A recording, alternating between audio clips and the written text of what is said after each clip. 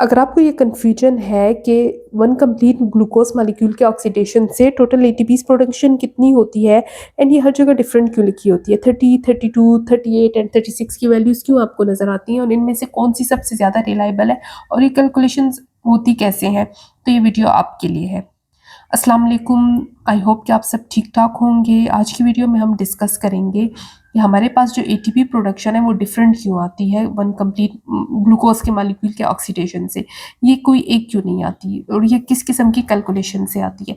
तो इसमें basically 4 different scenarios होते हैं। एक से आपके पास जो है ये 38 वैल्यू आएगी, एक से आपके पास आएगी 32 वैल्यू, और इसके अलावा आपके पास जो है 2 और सिनेरियोज है जिसमें आपके पास 36 एंड 30 वैल्यूज आएगी। तो सबसे पहले तो हम बात कर लेते हैं 38 कैसे आती है। देखिए 38 वैल्यूज तब आती है ना जब हम NADH को जो है कंसीडर करेंगे 3 एंड FADH2 को कंसीडर करेंगे 2, ठीक है। और इसके अलावा जो है 32 तब आएगी जब हम NADH को कंसीडर करेंगे 2.5 एंड FADH2 को कंसीडर करेंगे 1.5। अब ये 3 एंड 2 और 2.5 एंड 1.5 क्यों है, इसका रीज़न ये है कि जो हमारी ओल्ड बुक्स है ना उनमें NADH को 3 एंड 2 वैल्यूज दी गई हैं, जो मॉडर्न बुक्स हैं उनमें 2.5 एंड 1.5 दी गई हैं। क्यों? क्योंकि जो ओल्ड बुक्स हैं उनमें इन वैल्यूज को राउंड ऑफ किया गया है, ठीक है।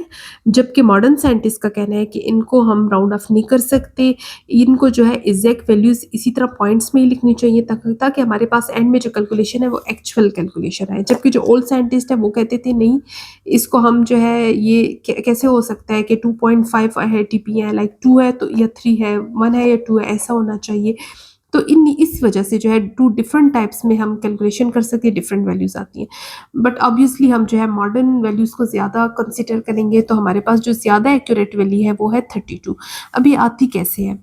ये ऐसे आती है ना कि देखिए ग्लाइकोलिसिस के प्रोसेस में हमारे पास होते हैं 2 एटीपीज प्रोड्यूस होते हैं। क्रेब्स साइकिल के प्रोसेस में हमारे पास 2 एटीपीज प्रोड्यूस होते हैं जो कि डायरेक्ट एटीपीज होते हैं। अगर आप NADH की बात करें तो ग्लाइकोलिसिस में हमारे पास 2 NADH होते हैं, पायरुवेट ऑक्सीडेशन में हमारे पास 2 NADH आते हैं। इसके अलावा क्रेब्स साइकिल में हमारे पास 6 NADH आते हैं। FADH2 की बात करें तो क्रेब्स साइकिल में हमारे पास 2 FADH2 आते हैं, ठीक है। यहाँ पर मैंने आप लोग इसका स्क्रीनशॉट भी ले सकते हैं, कंप्लीट कैलकुलेशंस की हैं। 2x3 का मतलब ये है कि 1 NADH 3 के इक्वल है, 2x2 का मतलब है 1 FADH2 2 के इक्वल है। तो इस तरह से हमारे पास एंड में आ गया 38 ATPs, ठीक है। अब 2.5 1.5 के हिसाब से सब कुछ वही है, लेकिन जहाँ पर मैंने 3 लिखा था ना तो वहाँ पर मैंने 2.5 कर दिया, जहाँ पे मैंने 2 लिखा था वहाँ पर मैंने 1.5 कर दिया। तो हमारे पास जो एंड रिजल्ट्स है वो हमारे पास आ गए 32 ATPs। अब यहाँ पर 2 टाइप की कैलकुलेशंस आ गई हैं, जिसमें एक में हमारे पास आंसर आता है 36, एक में आता है 30। तो देखिए बेसिकली जो मैंने आपको लास्ट में 2 कैलकुलेशंस बताई हैं ना, वो दोनों मैलेट एस्पर्टेट शटल सिस्टम के थ्रू इंटर होने वाले साइटोसोलिक NADH के लिए है।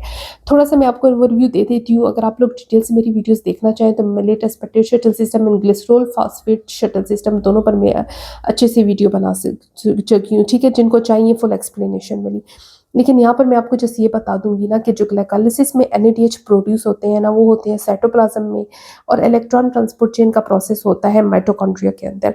अब वो जो NADH है ना उनको माइटोकॉन्ड्रियल लेयर को क्रॉस करना होता है इलेक्ट्रॉन ट्रांसपोर्ट चेन तक पहुँचने के लिए। तो वो जो माइटोकॉन्ड्रिया की लेयर है वो डबल लेयर होती है, वो NADH को पास होने नहीं देती। तो वो जो है डिफरेंट मैकेनिज्म्स के थ्रू इंटर होता है, ठीक है। तो पहले वाला था मैलेट एस्पर्टेट शटल सिस्टम, जिसके थ्रू वो जब इंटर होता है तो वो NADH की उतनी ही वैल्यू रहती है, उसकी एनर्जी कम नहीं होती। तो इसलिए हमारे पास 38 और 32 वहाँ वैल्यूज आई हैं।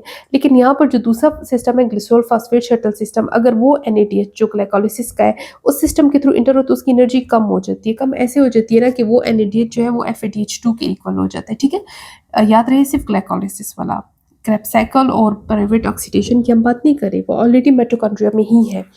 तो अब देखिए ग्लाइकोलिसिस का जो NADH है ना, यहाँ पर हम इसको 2 से मल्टीप्लाई करें, यहाँ पे हम इसको 3 से नहीं करें। तो हम जब इसको 2 से मल्टीप्लाई करेंगे ना और बाकी सबको जो है हम 3 एंड 2 वाली वैल्यूज़ रखेंगे तो ये हमारे पास 36 आ जाएगा। और इसी तरह से यहाँ पर आप लोग जो है इसका ये स्क्रीनशॉट ले सकते हैं। जब हम इसको जो है 1.5 से मल्टीप्लाई करेंगे ना, बाकी सब कुछ वही सेम है, तो हमारे पास 30 वैल्यूज़ आएगा, ठीक है। मतलब वही 32 वाली ही सारी कैलकुलेशन है, लेकिन यहाँ पर हमने जो है 2.5 की जगह 1.5 कर दिया है। एंड यहाँ पर हमने जो है 3 की जगह 2 कर दिया है 38 वाली कैलकुलेशन से।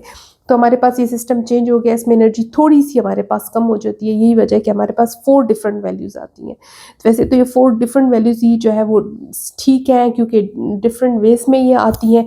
लेकिन अगर हम ये इन सब में से अगर प्रेफरेंस की बात करें ना, तो 32 जो है वो मोस्ट एक्यूरेट आंसर है, मॉडर्न वैल्यूज़ के मुताबिक है। एंड में लेटेस्ट पटेट शटल सिस्टम जो है वो ज़्यादा जो है मतलब प्रेफर किया जाता है as compare to glycerophosphate shuttle system.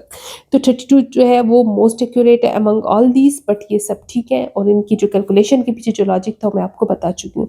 I hope आपको जितनी भी कन्फ्यूजन है वो क्लियर हो चुकी होंगी। Still you have, if you have any question you can ask me in the comment section and I will let you know there. Next video तक के लिए मुझे इजाज़त दीजिए। अल्लाह हाफिज़।